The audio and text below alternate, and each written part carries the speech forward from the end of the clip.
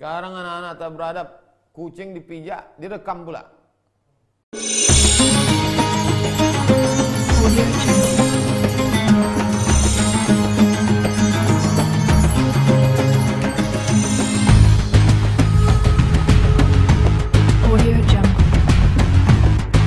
Nah.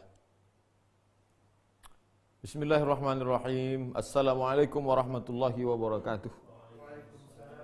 Alhamdulillah wassalatu wassalamu ala Rasulillah wa ala alihi wa sahbihi wa man tabi'ahu wa mawalah. Rabbi shrah li sadri wa yassir li amri wahlul 'uqdatam min lisani yafqahu qawli. Jamaah dimanapun berada, malam ini kita sampai pada stasiun ke-43. Terakhir nanti 53, 10 stasiun lagi. Stasiun 43 ini namanya adab. Bahasa Arabnya adab. Bahasa kitanya sopan santun. Toto kromo. Berdasarkan firman Allah surat An-Najm ayat 17. Ma zaghal basaru wa ma tagha. Pandangannya tidak zagha, tidak berpaling.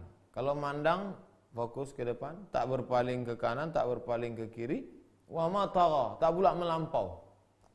Apa maknanya? Qila, maknanya hifdzu adabil hadrati, menjaga adab-adab.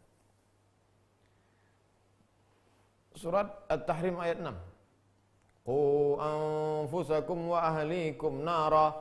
Jagalah dirimu dan keluargamu dari api neraka. Apa maksudnya?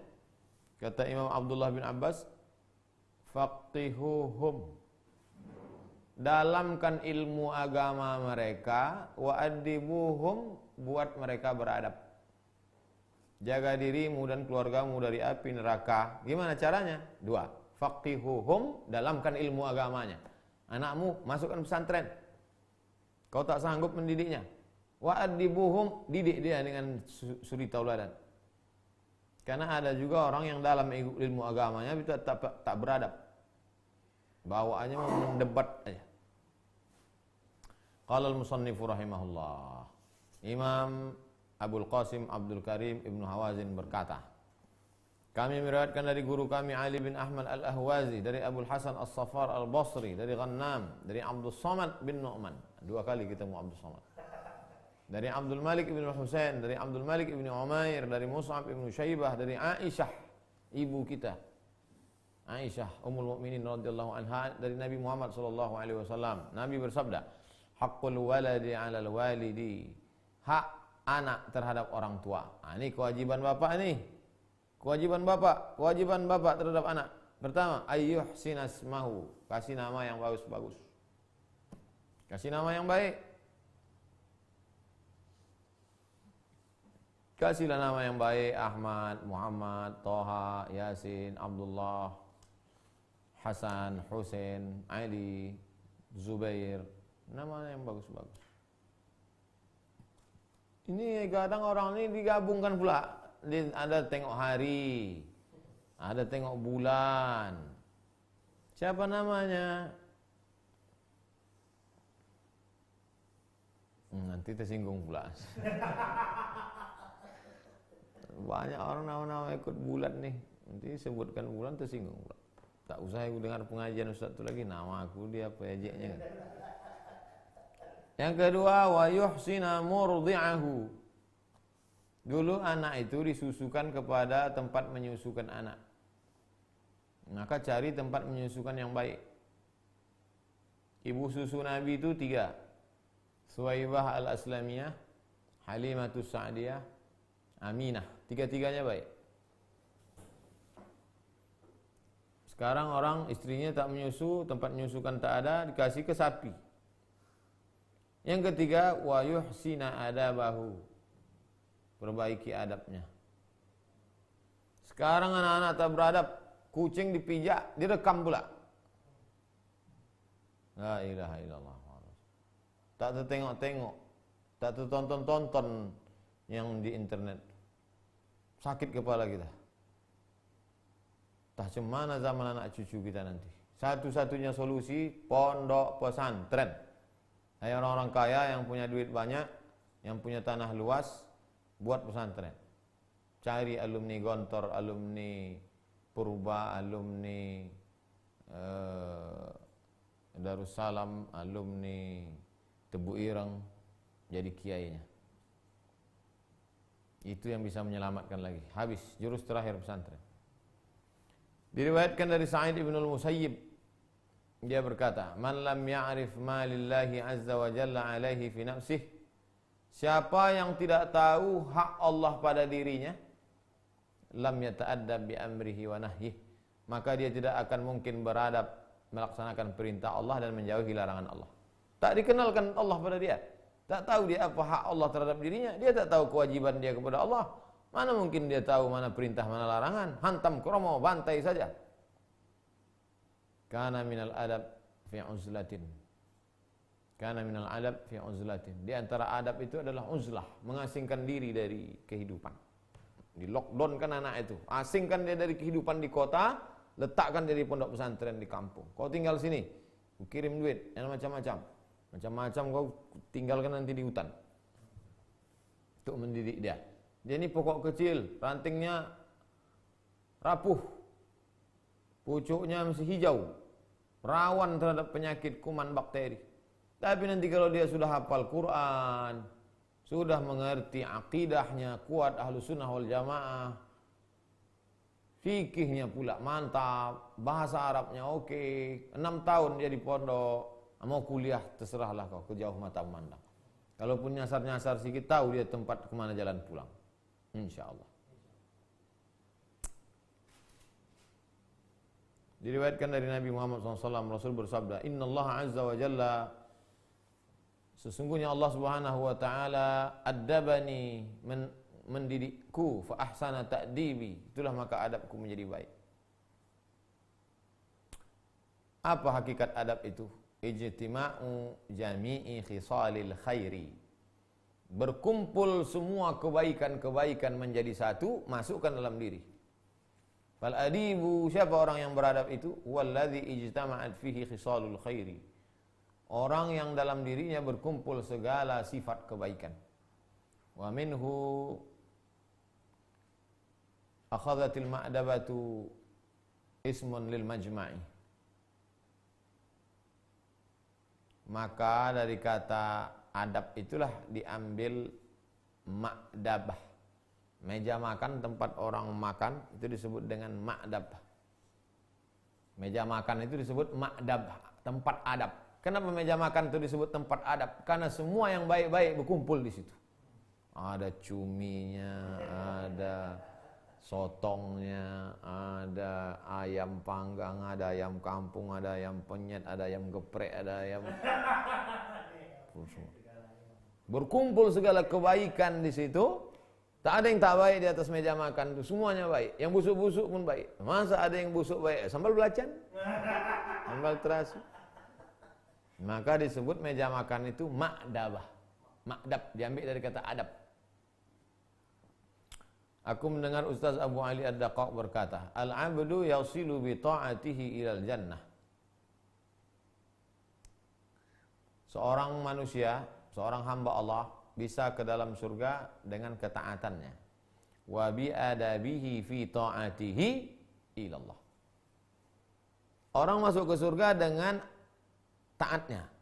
Dengan adabnya dalam taatnya, dia bisa sampai kepada Allah. Sampai kepada ridha Allah. Aku mendengar guruku berkata, Ra'aitu man arada an yamudda yadahu fi shalah baina yadayillah anfahu. Aku lihat ada orang memegang hidungnya untuk menghilangkan sesuatu. Yamudda yadahu fi shalah baina yadayillah ila anfahu liyuzila ma bihi. Ada sesuatu di hidungnya, entah tak hidungnya masih tersangkut, entah bulu hidungnya melintang. Sedang sholat nih di hadapan Allah. Katanya. Faqabada ala yadihi. Itu maka kita disuruh untuk menggenggam tangan, supaya jangan kemana-mana tangan. Ini ada orang sholat. Sempat pula mengeluarkan jerawat komedo lagi. Ilaha illallah. Apalah. Ada pula anak-anak SMA, anak-anak SMP itu kalau sholat. Bunyikan tangan pula. Letak.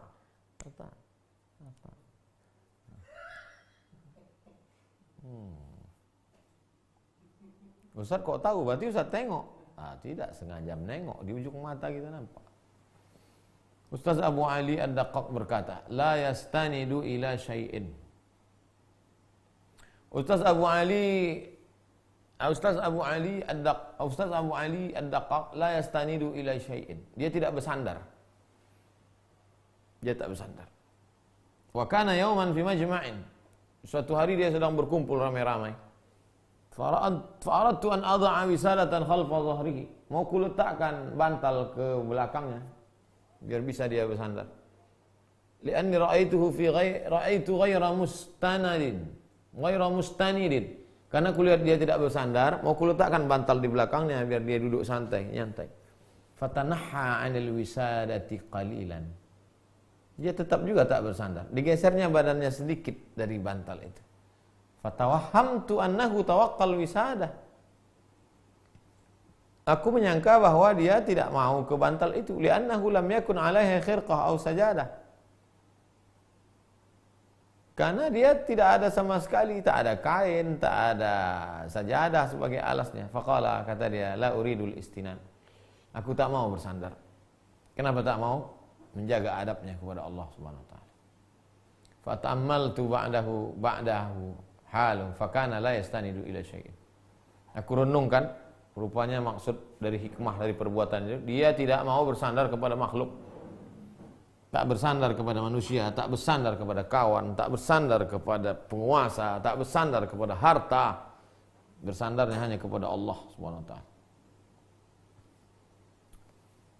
Aku mendengar Abu Hatim As-Sijistani berkata dari Abu Nasr As-Sarraj, dari Ahmad ibn Muhammad Al-Basri, dari Al-Jalajali Al-Bisri. Dari kata Imam Al-Bisri, tauhid yujibul iman. Tauhid itu mesti memunculkan iman.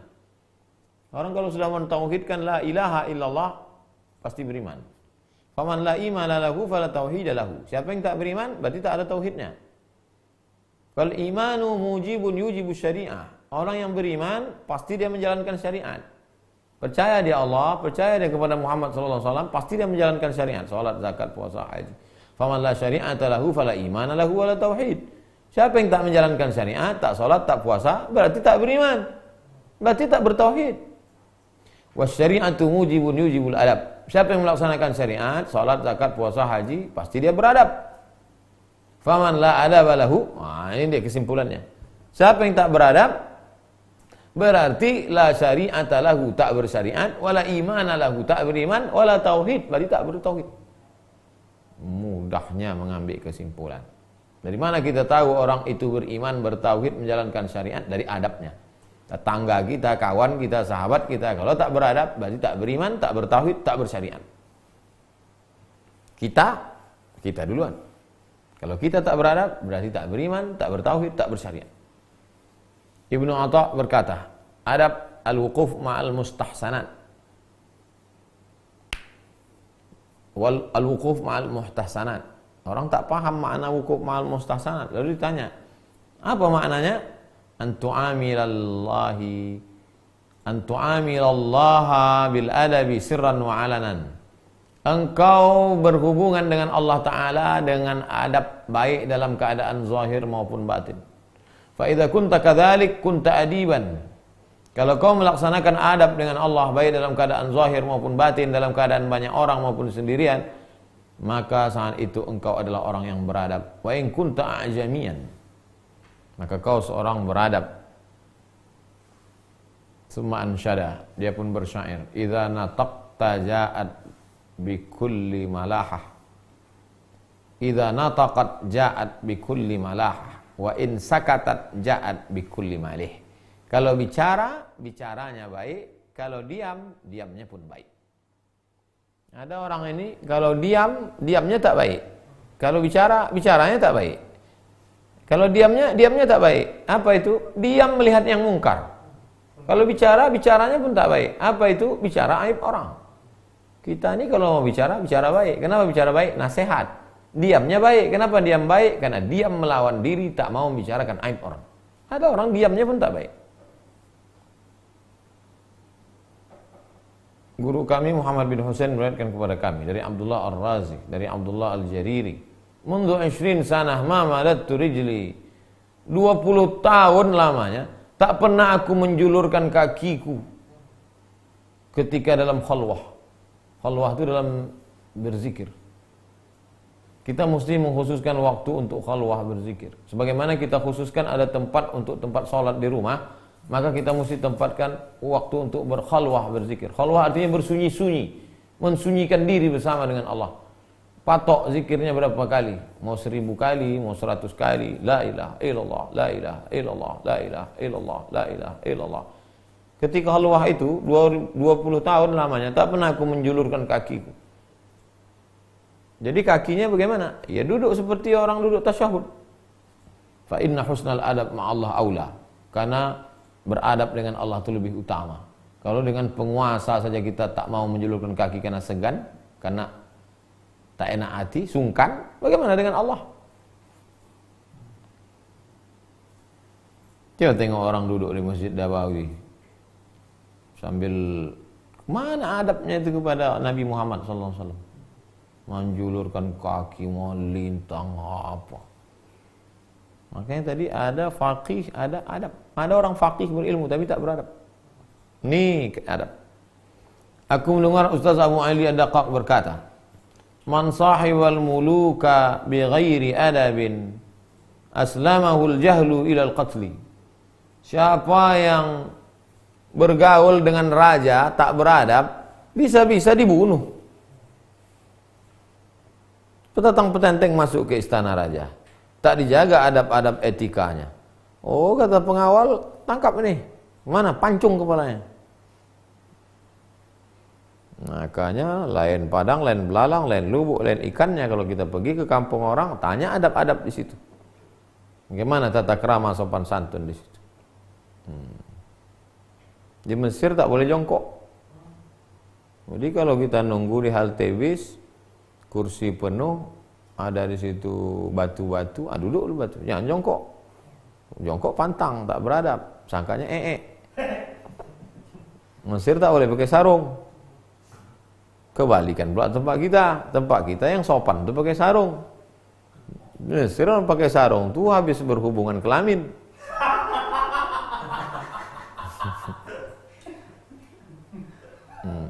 Mesir kalau di tempat ruang makan tak boleh bersendawa. Tak boleh sendawa. Tempat kita biasa aja. Sana kalau nengok orang semua.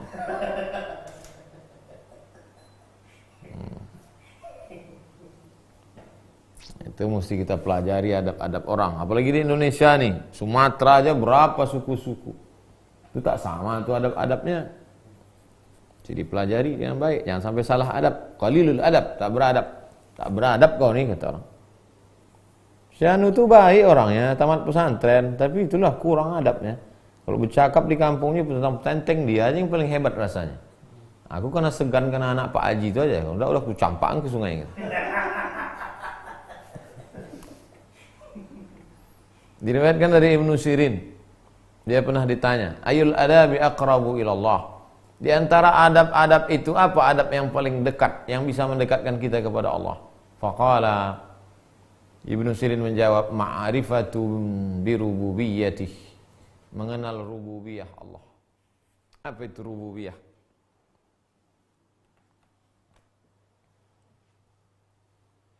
Mengetahui rububiyah Allah Subhanahu wa ta'ala.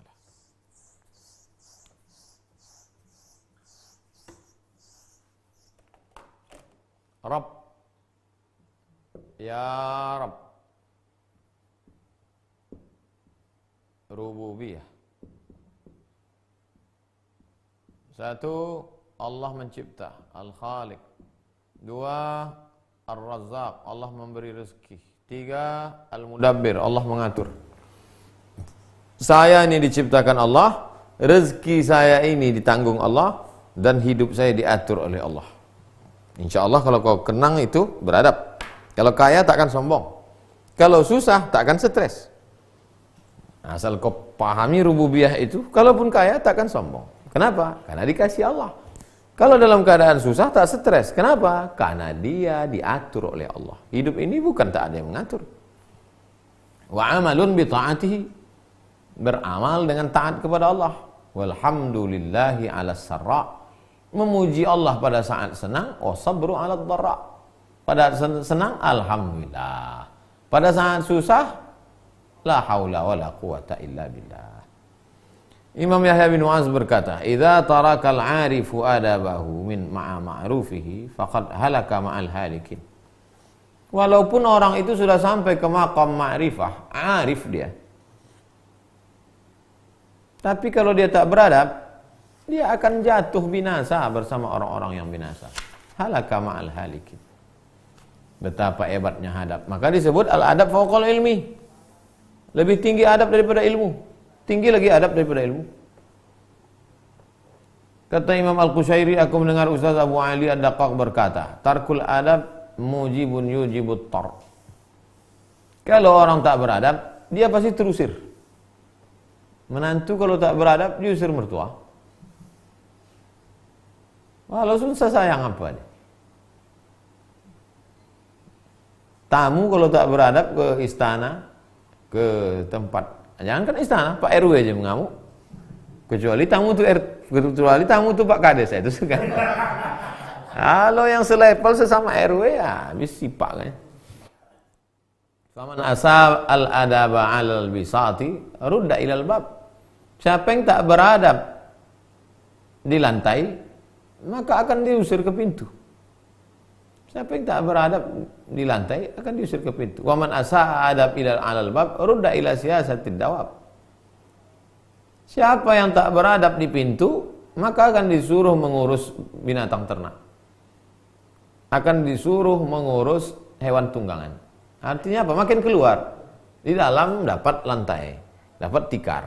Tak beradab kita tikar, suruh ke pintu. Di pintu pun tak beradab, suruh naik lagi kendaraan. Pergi cabut. Waqila lil Hasan al-Basri. Dikatakan kepada Imam Hasan al-Basri, qad aktsaran nasu fi ilmil adab. Banyaklah orang sudah belajar ilmu adab ni, adab itu, adab ini, etika ini, etika ini, etika ini. Fama anfa'uha ajilan wa awsaluha ajilan. Di antara adab itu semua, apa yang paling bermanfaat? Dan apa yang paling cepat menyampaikan kita kepada kebaikan? At-tafaqquh fid din, mendalami ilmu agama. Wa-zuhdu fid dunya, hilangkan tamak. Takut kepada yang haram, takwa. Takut kepada yang syubhat, wara'. Tidak tamak kepada dunia, walaupun halal, zuhud. Az-zuhdu fid dunya. Yang ketiga, al-ma'rifatu billah.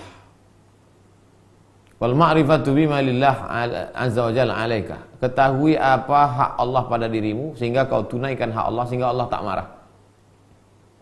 Apa hak PLN pada kita? Maka kalau sudah tahu hak PLN pada kita, kita tunaikan supaya tak dicopotnya lampu. Karena hubungan kita ini MOU, ada hak dan kewajiban. Imam Yahya bin Mu'adz berkata, "Ma anta addaba bi adabillah sara min ahli mahabbatillah." Siapa yang beradab dengan adab Allah, maka dia akan menjadi orang yang dicintai Allah.